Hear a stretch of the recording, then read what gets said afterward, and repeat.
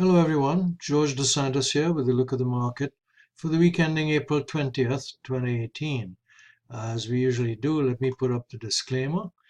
Take a look at it, read it, because it will let you know that this is not investment advice. This is simply for educational purposes, since I'm not an investment advisor.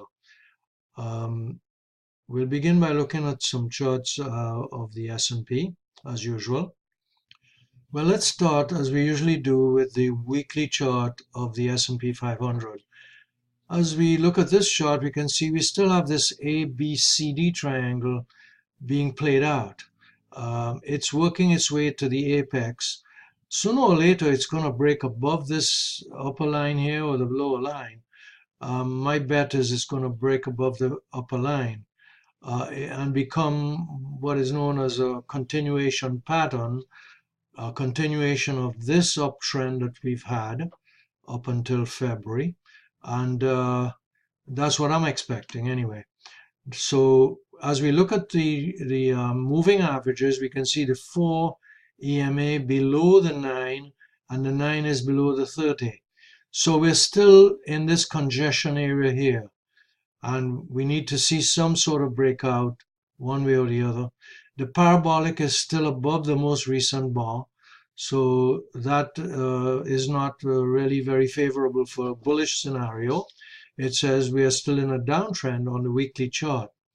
If we look at some of the other indicators, we can see that RSI 12 is below the 40% line at 38.55. We would like to see that break above 40% and give us some indication of the direction of this trend, which would be up if that happens. Now, MACD made this low here and has since looked to be trending up slightly. So that's encouraging from a bullish standpoint.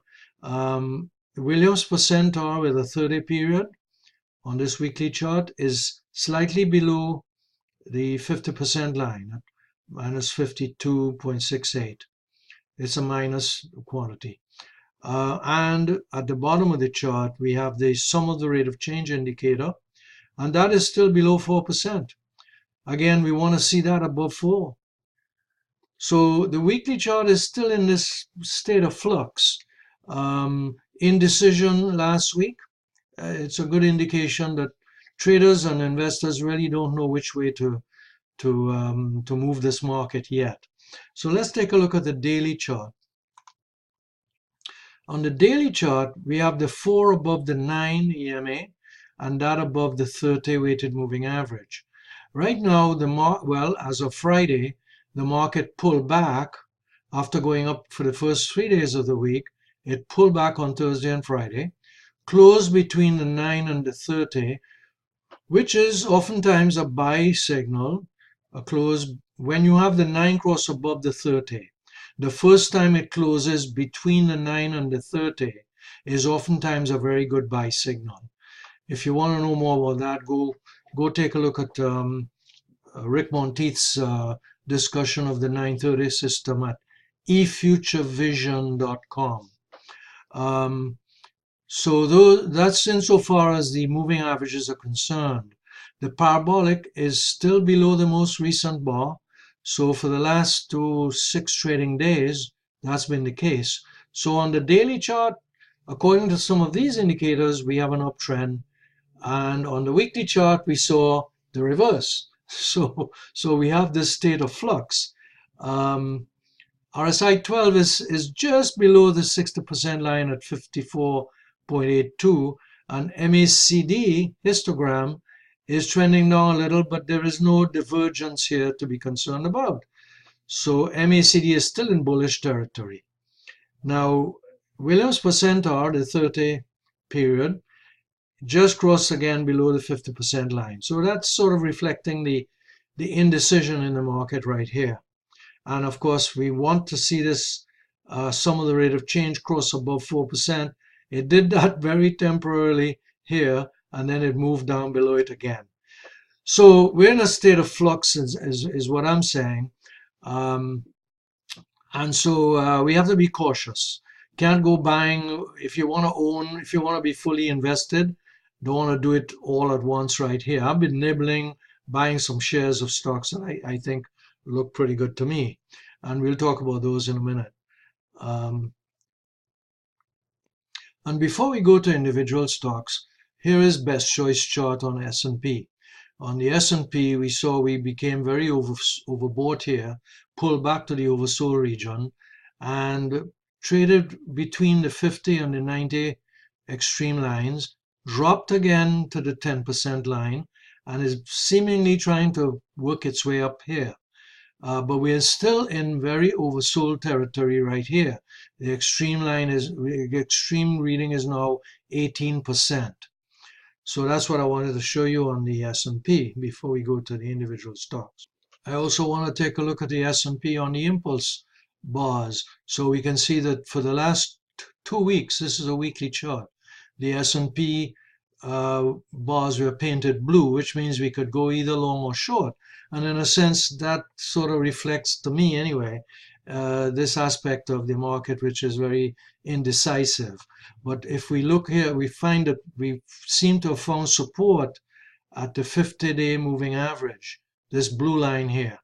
And if that's the case, well, it's taking some time for us to work back up into more of an uptrend here. But right now we can go either long or short, and that's the indecision. If you look below here, we see the MACD histogram is trending up from below the zero line, always a good sign if you're inclined to be bullish. And of course, Williams per centaur, we're still trying to work our way above the 50% line, and that hasn't happened yet. So that's insofar as the impulse indicator is concerned. Here's a chart we've seen before. I think I showed it last week. I'm looking at this chart in order to determine when we get a break above the 65%. This is a chart of the percentage of stocks of the S&P 100 that are above their 200-day moving averages. So right now we can see it's at 54%.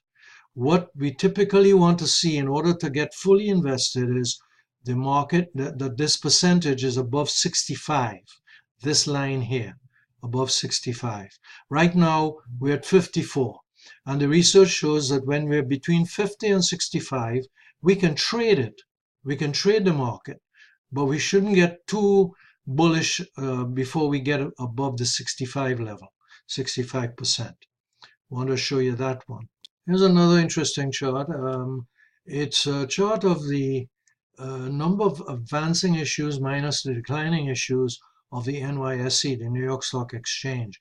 This is a weekly chart, and what is clear here is that since this market was flatlining in 15 and 16, and it broke above the 200-day moving, the 50-day moving average, we've had advancing issues exceeding declining issues, and that's where we are. We're still there.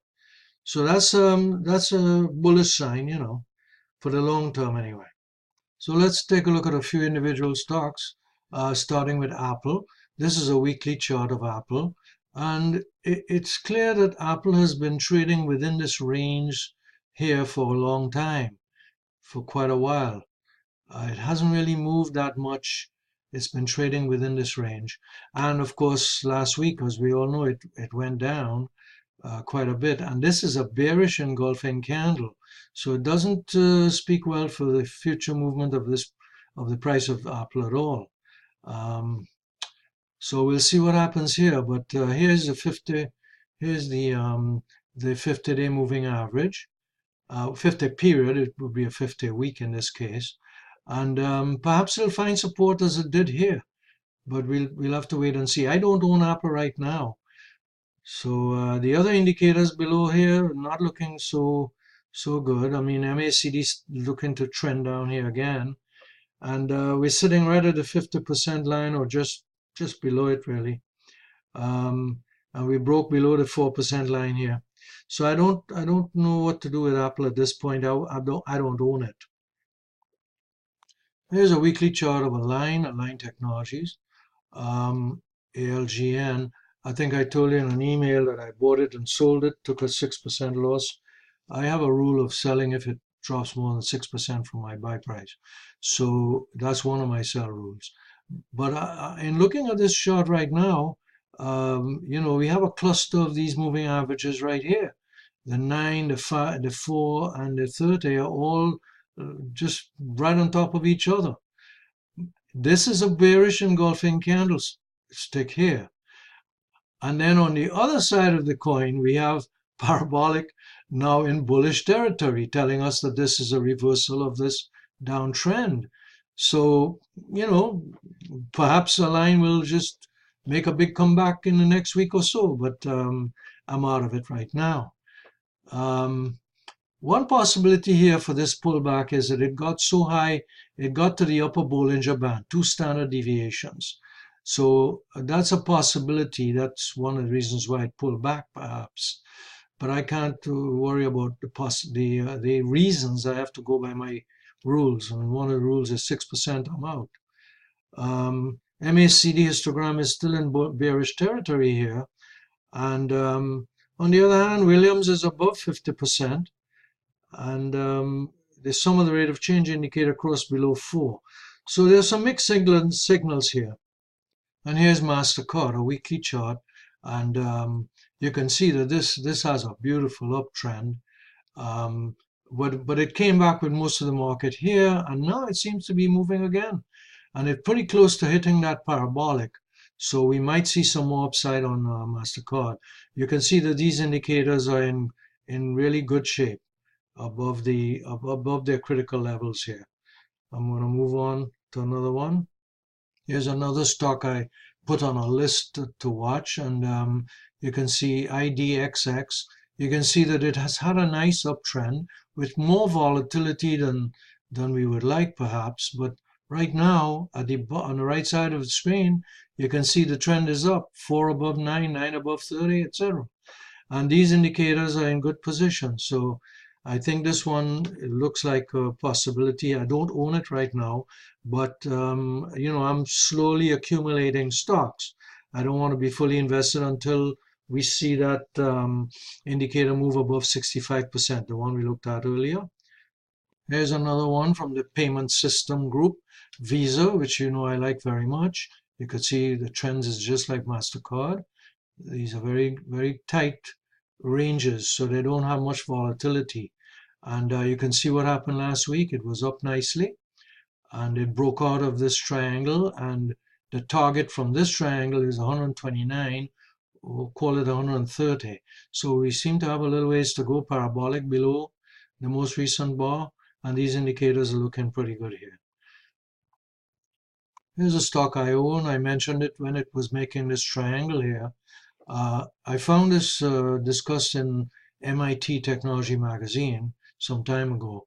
And right now, you can see we have this ABCD triangle, and it seemed to be breaking out. This is a doji, and it's hitting the parabolic, so the parabolic should move below the next bar. And I own some of this. Right now, I like it very much. They do a lot of genetic research and so on, technology. DNA. Here's a stock that's on the list I sent, the shopping list. It's Workday, and you can see that it has had a nice uptrend, and it pulled back into the buy zone, and since then it's been bought, and we can see it's trending up again. However, the parabolic is still above. We would like to see it come below the most recent bar. These other indicators are looking good.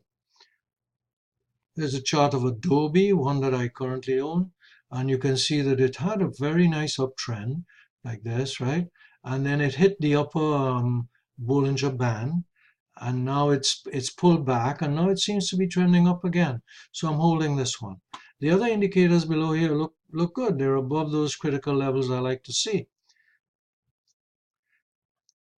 And here's a weekly chart of FFTY, and you can see that it's been in a long consolidation period, as we know most of the stocks are, and perhaps we'll see some movement pretty soon.